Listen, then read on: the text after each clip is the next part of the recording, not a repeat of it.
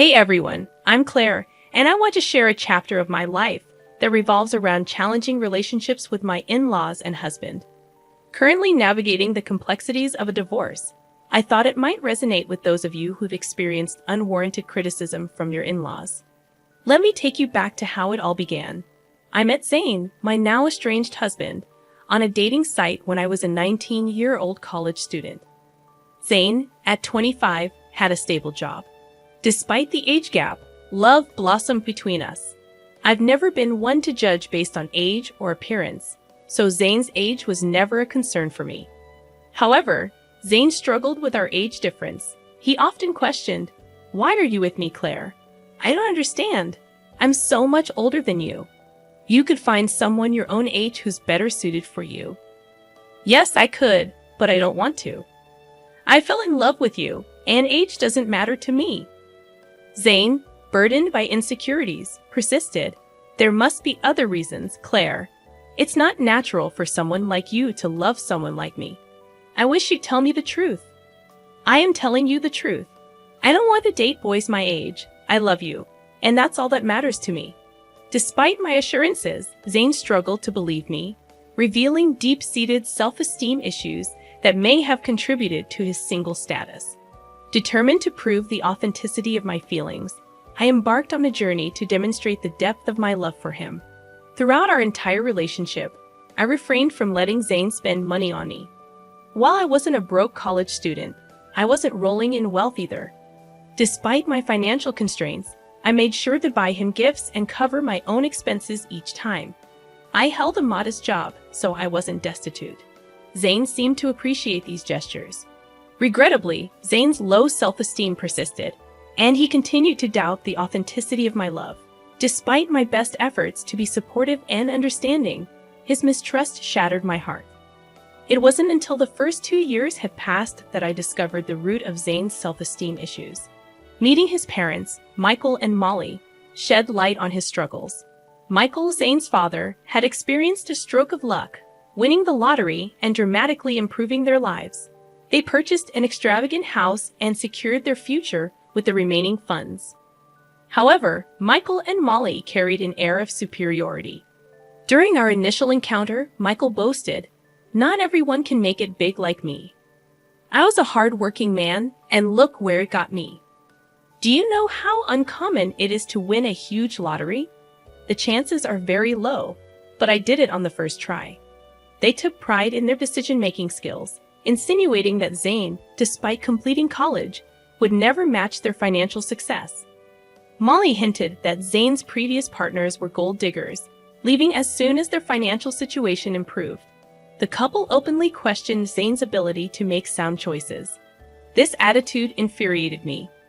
Zane's parents indirectly accused every girl he dated of being interested only in his money. Over time, Zane internalized these beliefs, contributing to his insecurities.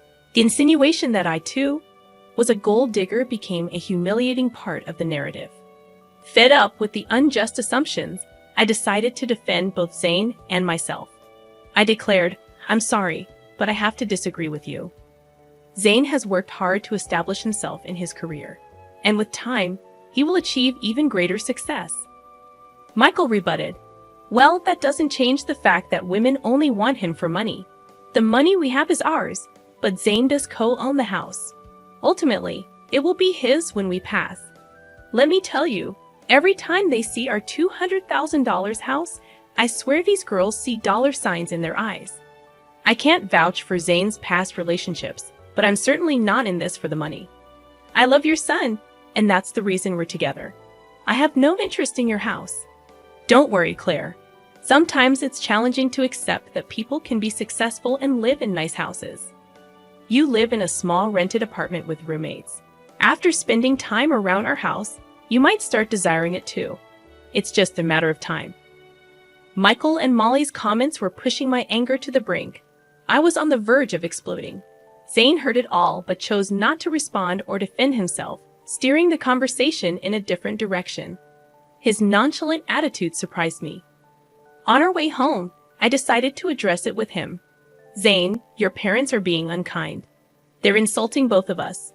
Why didn't you speak up?" What did you expect me to say, Claire? I can't be certain they're entirely wrong. Women in the past have used me to try and benefit from my parents' wealth. They made grand plans involving the house and how it would be ours once my parents passed away. Even if they were gold diggers, that doesn't mean I am one too. You stayed silent when your family insulted me as well. You know my family is well off now. There's a chance they're right about everything. I'm not saying you had bad intentions, but I can understand why it might seem questionable. You don't have parents, so you rely on my inheritance alone. What you're suggesting is absurd, Zane. I've never pressured you to spend money on me. And just because I don't have an inheritance doesn't give you the right to label me a gold digger. Zane remained unwilling to acknowledge my concerns, insisting that he loved me, and the reasons behind it didn't matter. He shrugged off the need for further discussion. While some might have found solace in such assurances, I couldn't accept the thought of him harboring negative beliefs about me. I attempted numerous conversations, hoping to make him understand my perspective. I even suggested therapy, recognizing its potential benefits for him. However, he adamantly claimed there was nothing wrong, causing me to eventually abandon the effort. As time passed, I distanced myself from his family. We became engaged shortly after my college graduation, and although my job paid decently, I started saving to contribute to our wedding expenses. We split the costs evenly and got married when I was 22. However, the subsequent 3 years turned into a tumultuous period of my life. Zane frequently visited his parents, returning home in a sour mood each time. I knew Michael and Molly were still taunting him and branding me as a gold digger. Despite my pleas for Zane to limit contact with them, he continued to engage with his parents. Their words poisoned his perception of our relationship, convincing him that no one could genuinely love him. Even after years of love and care, Zane remained suspicious of me. The burden of constantly proving myself became increasingly draining. However, the breaking point arrived on Zane's birthday.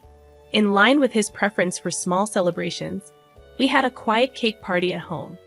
I presented him with the expensive watch he had desired. Zane was elated with the gift, but my joy waned when he suggested visiting his parents to showcase it. Despite my reluctance, I accompanied him at his insistence. Upon reaching their house, Zane eagerly displayed the watch to Molly and Michael. "Mom, Dad, look at this beautiful watch Claire gave me. I've been wanting it for a while now. Isn't it gorgeous?" "Oh, did she know, Zane? It seems she does love you after all. We were quite concerned for a while there." "Don't get carried away, Michael. She's a gold digger. She married our son because we own a $200,000 house. Let's not forget the facts." "Yeah, you're right. I almost forgot that the house is the only reason Claire married Zane." "Excuse me? Why do you think I married your son for your house?" "Well, you were just living in an apartment after working for 4 years. Besides, Zane is so much older than you. Why would you marry him unless you want something from him? I'm sure our house was always an attraction, if not his money." "I married your son because I love him. All your theories about my gold-digging intentions are wrong. Zane knows the truth, and he will tell you that, won't you, Zane?" To my complete surprise, Zane remained silent. I was already feeling uncomfortable with my in-laws' belief that I was a gold digger, but Zane's reaction, or lack thereof, shocked me.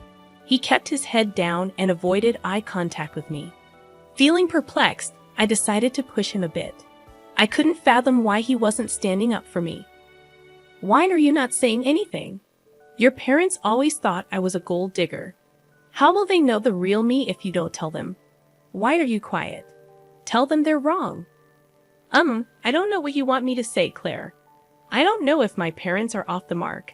There might be a possibility that you're after this house." "Are you serious right now, Zane? You believe I married you for your assets?"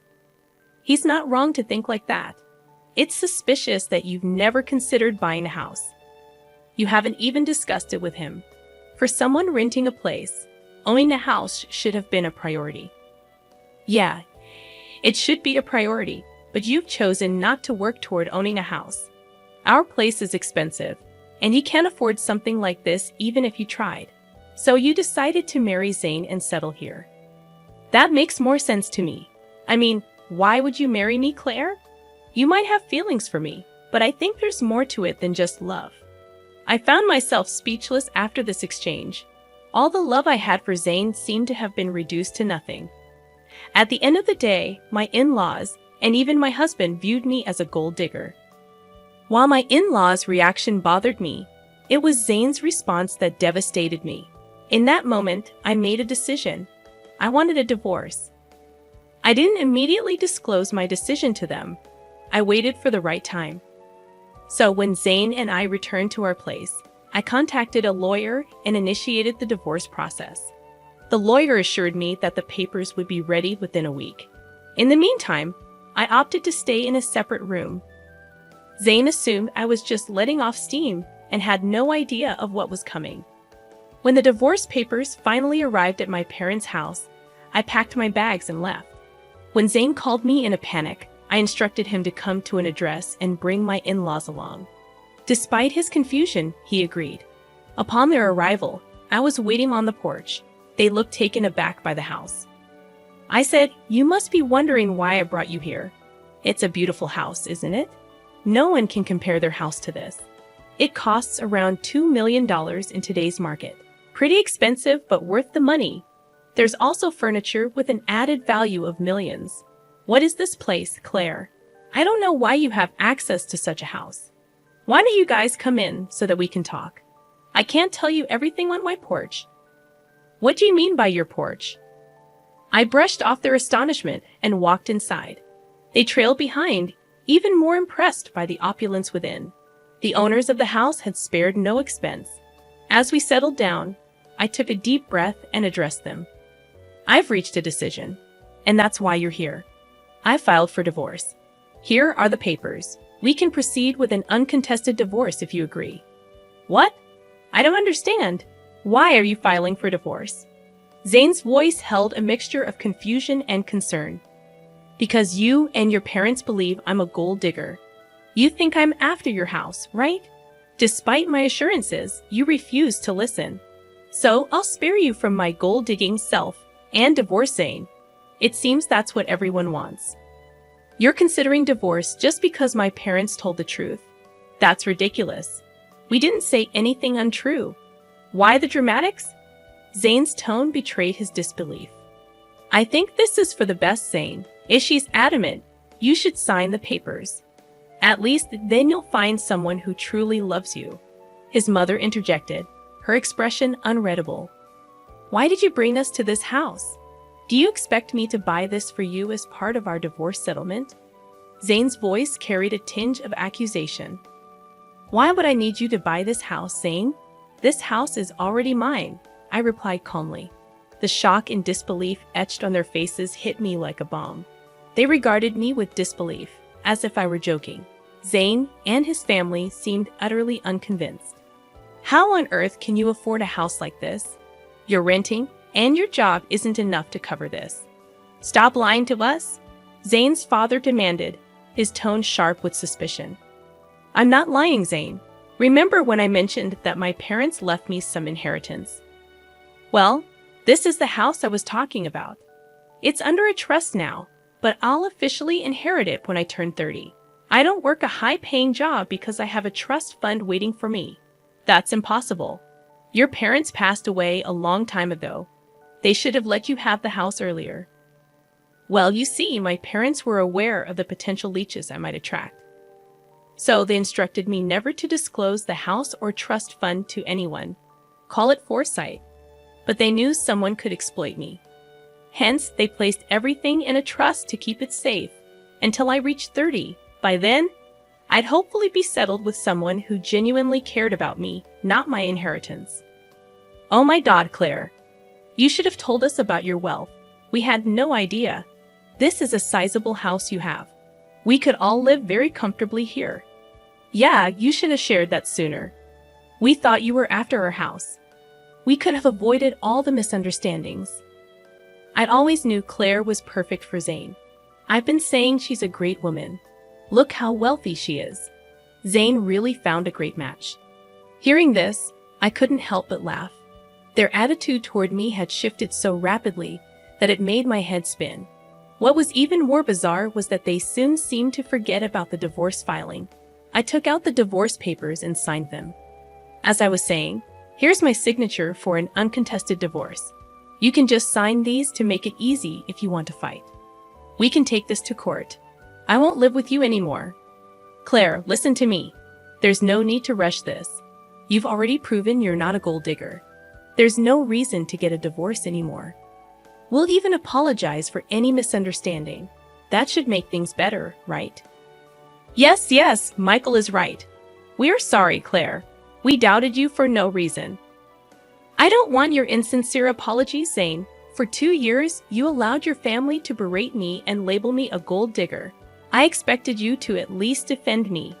But no, you sided with them and accused me of being a gold digger as well. I won't stay with someone who doesn't respect his wife. I'm done with you. We can part ways amicably or involve the courts. The choice is yours. Zane, Molly, and Michael tried their best to change my decision, pleading with me to let go of the past. In their minds, what happened was just a simple misunderstanding. Not once did they show remorse for tarnishing my name. Their audacity fueled my anger. When I reached my breaking point, I demanded they leave before I called the police. My anger intimidated them, and they left. Over the next few weeks, Zane and my in-laws continued to harass me daily. They begged, pleaded, and even offered bribes to convince me to stay. Their belief that I could be swayed with money only intensified my fury. It revealed that they still considered me motivated by financial gain. The irony was that, as Zane co-owned the house with his parents, I was entitled to half of his share. This realization fueled their desperation for reconciliation. Despite their attempts, I remained steadfast in my decision to part ways. I relocated all my belongings to my parents' house, asserting my right to stay there even before officially taking ownership. Zane and the in-laws persisted in reaching out, prompting me to change my number entirely. I wanted to avoid their constant attempts to contact me from unfamiliar numbers.